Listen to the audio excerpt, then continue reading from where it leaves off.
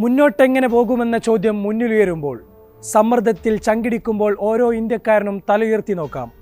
അന്നേരം അവരുടെ മുന്നിൽ ഒരു വെളിച്ചം നിറയും. ഗ്രീക്ക് പുരാണ കഥകളിലെ ഹെർക്കുലീസിനെ പോലൊരുവൻ, ക്രിക്കറ്റ് സാമ്രാജ്യങ്ങളുടെ ഒരേ ഒരു രാജാവ്, വിരാട് കിങ് കോഹ്ലി.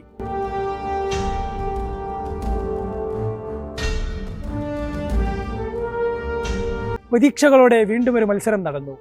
ആ ഇന്ത്യക്കാരൻ വീണ്ടും വന്ന് ഞങ്ങളുടെയെല്ലാം പ്രതീക്ഷകളെ തച്ചുടച്ചു. മുമ്പ് കണ്ടതിൻ്റെ അതേ ആവർത്തനങ്ങൾ. പാകിസ്ഥാനിലെ കുട്ടികളുടെ ഡയറികളിലൊന്നും വിരാട് കോഹ്ലി എന്ന പേര് തങ്ങളുടെ ഉറക്കം കളയുന്ന ദുസ്വപ്നമായിരിക്കും.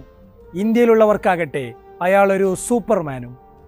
റൺ ചേസിംഗ് എന്നത് അയാൾക്കൊരു മ്യൂസിക് കമ്പോസിംഗ് ആണ്. താളവും ടെമ്പോയും നിലനിർത്തിയുള്ള ഒരു വെൽ ഓർക്കസ്ട്രേറ്റഡ് കലാരൂപം. അല്ലെങ്കിൽ അയാളൊരു കപ്പലിലെ നാവികനാണ്. മുന്നോട്ടുള്ള പാതയിൽ കൊടുങ്കാറ്റല്ല മഹാചക്രവാതം തന്നെ വന്നാലും ഒരിഞ്ചും ഉലയാതെ അയാൾ കപ്പൽ തീരത്തെത്തിച്ചിരിക്കും. അതൊരു വിശ്വാസമാണ്. 36 വയസ്സ് പിന്നിട്ട ഒരുവൻ്റെ കരളുറപ്പിൽ ഒരു ജനതക്കുള്ള വിശ്വാസം. ഇന്നലെ ദുബായ് സ്റ്റേഡിയത്തിൽ കൺനിറയെ കണ്ടതും അതുതന്നെയാണ്. അബ്രാർ അഹമ്മദിൻ്റെ മാജിക് ബോളിലൊന്നിൽ കുറ്റിത്തെറിച്ച് ശുഭ്മാൻ ഗില്ലും മടങ്ങിയതോടെ എല്ലാവരും ഒന്ന് ഞെട്ടി. പക്ഷേ അയ്യരെയും കൂട്ടുപിടിച്ച് കോഹ്ലി വീണ്ടും കോഹ്ലിയായി.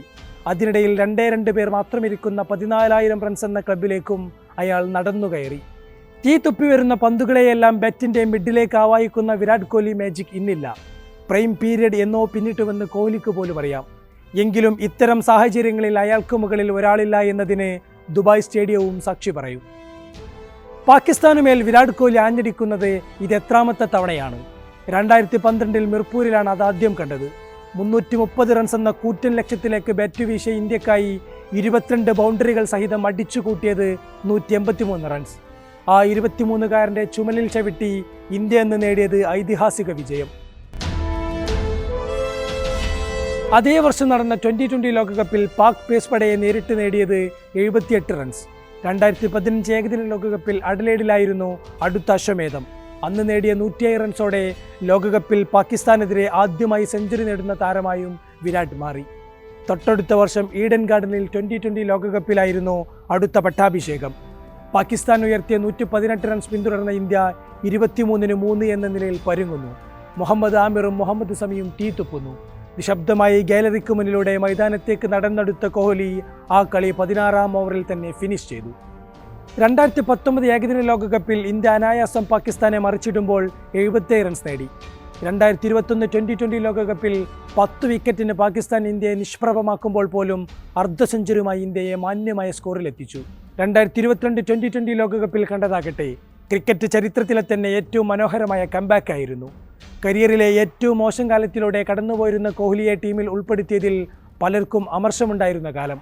പക്ഷേ അസാധ്യമെന്ന് കരുതിയ റൺമലക്ക് മുകളിലും അയാൾ സിംഹാസനമൊരുക്കി. ചങ്കു തിളക്കുന്ന സമ്മർദ്ദത്തിൽ MCGയിലെ ജനസാഗരത്തെ സാക്ഷിയാക്കി ഹാരിസ് റൌഫിനെ MCGയിലേക്ക് തൂക്കിയിറക്കുമ്പോൾ അയാളുടെ കടുത്ത വിമർശകർ പോലും എണീറ്റ് നിന്ന് കൈയടിച്ചു. പോയ 1.5 പതിറ്റാണ്ടിൽ പാകിസ്ഥാൻ ഇന്ത്യക്ക് മുന്നിൽ ഒന്നുമല്ലാതെയായി പോയതിൽ ഏറ്റവും പ്രധാനപ്പെട്ട കാരണം കോഹ്ലിയാണ്. പാകിസ്ഥാന്റെ വാനോളം ഉയർന്ന പ്രതീക്ഷകളെ അയാൾ എത്രയോ തവണ നിർവീര്യനാക്കി. കോഹ്ലിക്ക് ബദലായി പലരെയും ഉയർത്തിക്കൊണ്ടുവരാനും ആഘോഷമാക്കാനും പാകിസ്ഥാൻ ശ്രമിച്ചിട്ടുണ്ട്. ആദ്യം അത് അഹമ്മദ് ഷഹ്സാദ് ആയിരുന്നു. പിന്നീടത് ഉമർ അക്മലായും ഇപ്പോൾ അത് ബാബർ അസമായും തുടരുന്നു. പക്ഷേ കിങ് എന്ന പട്ടം മറ്റാർക്കും ചേരില്ല എന്നും അത് തനിക്ക് മാത്രം ചേരുന്നതാണെന്നും വിരാട് വീണ്ടും ഉറക്കെ പ്രഖ്യാപിക്കുന്നു.